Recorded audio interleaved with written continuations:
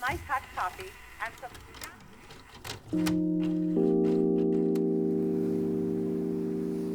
Hey friends, I'm Kenta from Carcajou Studio, and today I'm showing you my book journal page about A Psalm for the Wild Built by Becky Chambers.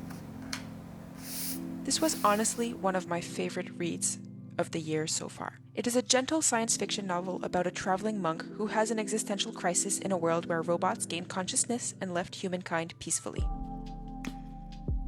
One of the things I really wanted to showcase in this page was how important nature was in the novel.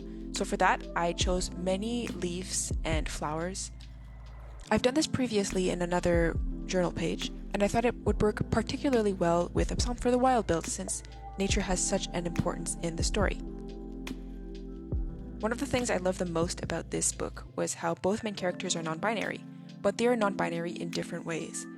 Oftentimes, people will assume that all non-binary people are the same, when that is far from the truth. There are many different ways of being non-binary, and the fact that the main characters of this book were really great representation, and I'm really glad that we're going in a direction where non-binary people can be who they are without having to fit into society's expectation of what a non-binary person is.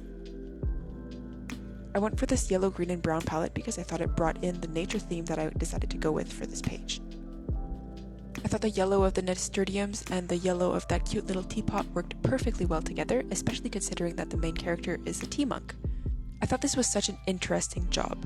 Becky Chambers really has a way of creating jobs that I never would have thought about, but then once she's mentioned them, I'm like, oh yeah, of course. I'd love to have a tea monk come by and let me rant about my issues and give me the perfect blend of tea for my mood. I really wish some of the jobs that she's invented existed in real life.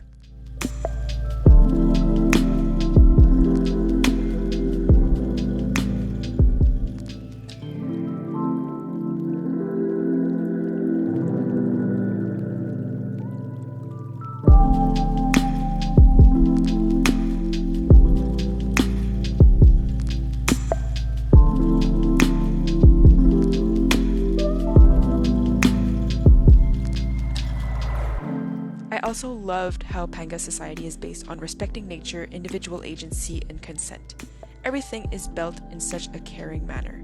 I was a huge fan of the fact that humans were not allowed to go everywhere and that nature was allowed to grow at its own pace, freely, in some parts of the world. A third thing I really enjoyed about this novel was the world building. It gave me so much hope for the future. So many sci-fi novels make everything seem so bleak. The world of this book renewed my faith in humanity, despite having conflicts and dark moments.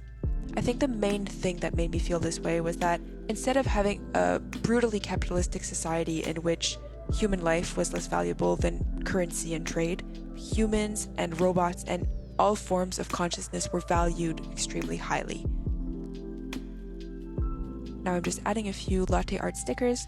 I wanted to call back to the fact that the traveling monk is actually a tea monk and that their main job in life is to serve tea to people and listen to their issues. I feel like I might have gone slightly overboard with the amount of stickers and pressed flowers that I put. I feel like slightly more minimalistic pages are more to my taste, so you live and you learn. Next time I'll go for some slightly sparser decorations.